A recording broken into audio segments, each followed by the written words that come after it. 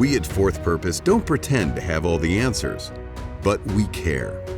That's why Dr. Christy Anderson has studied global best practices that have led to a strengthened corrections workforce. She brings her own corrections experience to the table, as well as a medical mental health background. This experience has prepared her to speak to the well-being of our corrections workforce. The training you are about to view is designed to give you tools and interventions to help withstand the stressors common to this demanding job.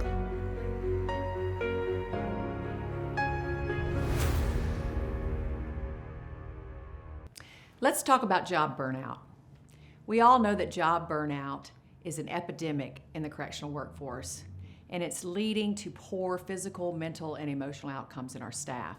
Additionally, the effects of burnout is driving a negative workplace culture, and this is leading to high turnover and staff shortages. So what is job burnout? It's the state of emotional and mental and physical exhaustion caused by excessive and prolonged unmanaged stress. It's a stress reaction that particularly occurs with professions who work with people in some capacity, like clergy, or nurses, or teachers, or correctional staff. The characteristics of burnout are very predictable. No matter what profession you work in, if you're in job burnout, it manifests the same, no matter who you are, no matter where you are.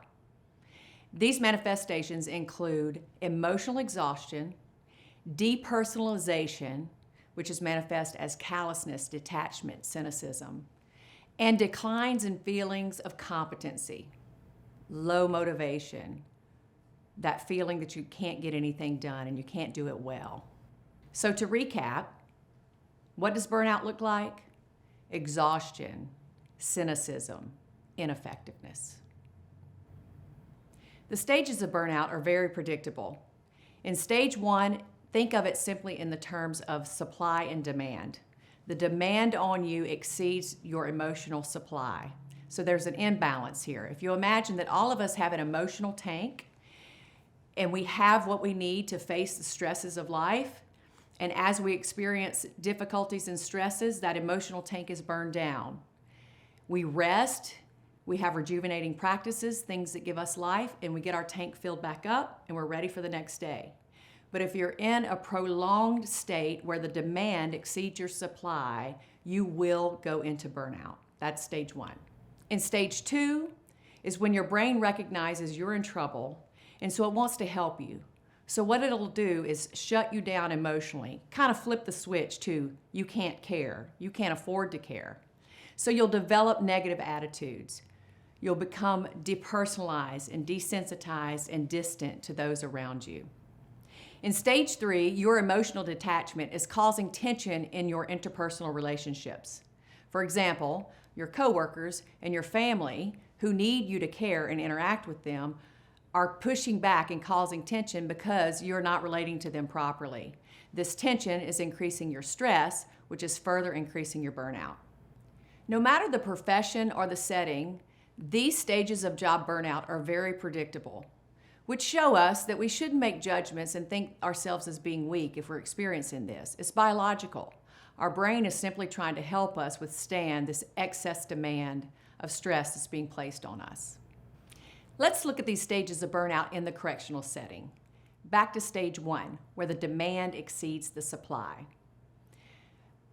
Typically, the population in prison is a very high emotional need population to deal with, and they have poor psychosocial skills in which to relate properly. So therefore, there is high conflict in this setting. Not only is there conflict between inmates, staff and inmates, but also staff on staff. Studies show us that staff are more likely to leave their job because of staff stress rather than inmate stress. This environment is also one of high traumatic stressors, high turnover, which leads to high overtime demands, harsh working conditions, and the need to constantly watch for manipulation and managing power struggles. So the demand on our emotional supply is great, and burnout comes quickly. So let's look at stage 2.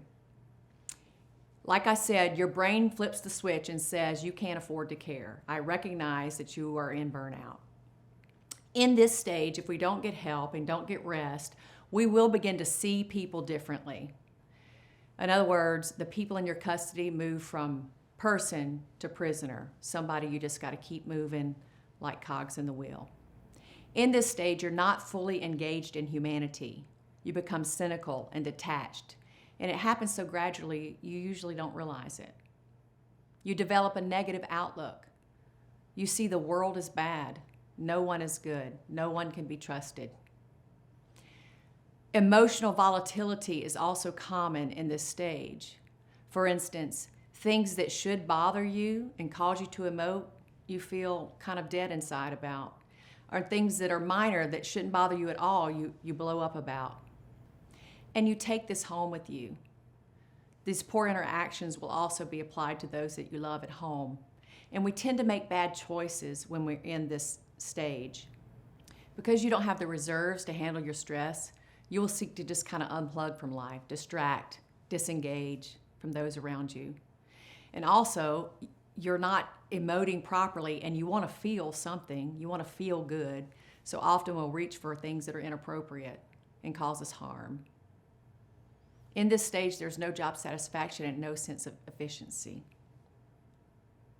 If you don't get help here, you're going to move into that stage 3 where we see this compounded in our relationships. Like I said, our emotional detachment is causing difficulties in those that we work with and those we live with.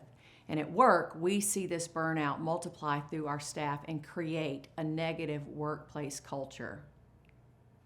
This is pervasive in corrections, and it's driving turnover, which is driving our overtime need, which is driving our burnout. Consider that freshly hired staff person who walks into your facility where every person is struggling with burnout. As soon as they're met with this callousness and cynicism, they're quick to walk out the door, which only drives up your need to work more overtime, which is making your burnout worse. Unfortunately, this hardened, cynical, callous positioning is common in corrections, and we've accepted it as just the way it is. It's what it takes to work in this setting. And we have developed this idea that we can't show any sign of weakness, so therefore we're not talking about our struggles with burnout. Our correctional facilities are full of this, and this place of burnout is a terrible place from which to live life. Both physical and mental interventions are needed to build resilience to stress and withstand the demands of the job. I love what the early church father Irenaeus said when he said, "The glory of God is a human being fully alive." We want our correctional staff to be fully alive, not just living the shell of existence that we so often see in relationship to this burnout. So let's talk about personal interventions. We're going to talk about replenishing the supply and also slowing the burn. So we know the first line of defense to help with job burnout is time off. You need time off to rest and recharge. Yet we all know time off is in short supply. So it matters what you do with the little bit of time off that you do have. You must find ways to recharge and rebuild in those limited times. First of all, you must rest. You got to be kind to your body. I know you have things to do when you have your limited days off. You have honeydews and chores and people who need you. And it's difficult, but you must give your body and your brain rest. How can you evaluate all the demands of your life and see what can possibly come off the plate so that you can prioritize rest? Your body must rest. Secondly, what are your rejuvenating practices? What gives you life? Yes, these are activities that you have to schedule into your days off, but the payoff is worth it. What are your rejuvenating practices? Some that come to mind would be hiking, or fishing, or hunting, or going to a sporting event. You know what gives you life. You're going to need those things to help recharge. And third, you need to build inner strength. How do you strengthen your soul to give yourself resistance to the demands of the world? Things like silence and solitude, prayer, meditation, yoga, these kinds of things build our inner person and give us resilience to stress. And then fourth, social support. We are social creatures, and we need human connection. This can be your friends and family. It also can be your coworkers, developing social support among them. And that support may have to come through professional help. You may need to seek out a counselor or a therapist to help you work through your burnout. And fifth, it's important to take care of your body. There are great demands on you physically and mentally right now, and we must take care of our bodies through diet and exercise and developing hobbies that give us mental muscles. And lastly, it's important that we reduce our personal stress as much as we can. That personal stress outside of work. For instance, do you have that friend or family member that is just emotionally draining to you? Don't go around them just yet. Maybe cut them out of your life right now while you're under such intense stress at your job. And then making decisions so that you're not under financial stress. We all know that financial stress can be a huge weight on our shoulders. So what decisions can we make to minimize that effect and get ourselves in good financial standing so that stress is eliminated? We've talked about interventions to refill your tank. Now let's talk about ways we can slow the burn. And one of the things that gives you great resilience to burnout and to stress in general is a sense of purpose. Nothing builds resilience like a sense of purpose. I like to say that purpose is kryptonite to burnout. The philosopher Nietzsche said that he who has a why to live can bear with almost any how. So what's your why? Maybe it's a short-term purpose, like I'm going to work all these hours this month because at the end I'm going to be able to pay off my car and that's going to reduce my financial stress. Or maybe you're saying all the money I'm making this month with overtime, I'll be able to pay my daughter's tuition. And that will give you resilience to stand up under all those overtime hours. But I hope that your purpose grows and becomes bigger and more significant as you understand the true purpose of your job. You're an agent of change. You're at the end of the spear and working with the population who's caused some of the most damage in our state. And you're with them before they go back out into the community. Your role is so important. So focus on the why and encourage your coworkers to do the same. Holocaust survivor Viktor Frankl said that suffering ceases to be suffering at the moment it finds meaning. Next, we need to train our brain to look for the good and put it all in perspective. Biologically, we're going to learn that the correctional environment actually pushes our brain to negative cognitive appraisals. And we're going to have to exercise some muscles to change that and train our brain to look for the good. We must be intentional to build a positive outlook. We see the worst of the worst in humanity, but it's not all there is. There are lots of good things out there and good people and good things that are happening.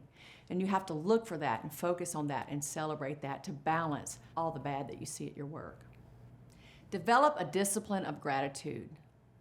Practice being grateful. Gratitude opens the door so that joy can walk in. Learn to count your blessings. I can't overemphasize the importance of positive emotions. I'm not talking about waiting passively to feel happy, but being intentional to build positive outlooks so that you foster positive emotions. Positive emotions are associated with clearer and more creative thinking, and it's associated with healthier and longer lifespans. And lastly, be others focused. The power of altruism with our well-being is well documented. Now, this may seem counterproductive. You may think, I'm in burnout, I have no reserves, why should I be thinking of others? But actually, if it's healthy interaction, not codependent or forced, but truly wanting to do good for others, it will actually build your resilience to stress and tension. Okay, let's pan back and talk about how our individual burnout is driving a negative workplace environment. We're actually in this downward spiral because as we're living in burnout, our burnout is driving a negative workplace environment, which is causing our new hires to walk out the door, which is driving up turnover, which means a heavier increase of overtime demands, which is only further driving our burnout. We're never going to get out of this cycle until we take care of ourselves, but also think about our workplace. Now, I know I'm only responsible for me, and I can only change me, But we do have to be mindful how our own burnout is affecting our workplace, and that negative workplace culture is driving our burnout. A better work-life balance requires adequate time off. Yet we know the current high overtime demands and the critical staff shortages make that likelihood impossible. The current reality is the tension between what is and what we're moving toward. As you make life choices to improve your own burnout, actions toward improving workplace culture must be part of the process as well. Let's watch this short video to reinforce these themes. Job burnout is a state of emotional, physical, and mental exhaustion caused by excessive and prolonged unmanaged stress. As correctional staff, you're often faced with a unique set of stressors that increase both the speed and the danger of job burnout. You work in an institution where people's lives are greatly affected by your emotional, physical, and mental health. The demand placed on you often exceeds your supply, leading to emotional detachment, callousness, and irritability. This depersonalization has the ability to follow you from work to social settings and even to your home, leaving little room to recharge before you do it all again. So, how can you combat job burnout? Start by being proactive to live fully and engage in life. Build inner strength and values that develop resistance to stress. Establish a healthy routine that you enjoy. Find help to reduce your personal stress. Exercise your mental muscles. And nurture healthy social interactions. We all know time off is in short supply, so make the most of it. Train your brain to look for the good at home and at work. And focus on your why. Why is it that you show up every day as part of the correctional workforce? You are essential, and you are helping shape an environment that leads to safer communities. So when you show up for your next shift, show up all the way. Help your coworkers who also struggle with burnout. Develop techniques that become your go-to, and help build the support needed to face each interaction. Your positivity will lead others to do the same, igniting a healthier, more resilient work environment and extinguishing job burnout. We're with you.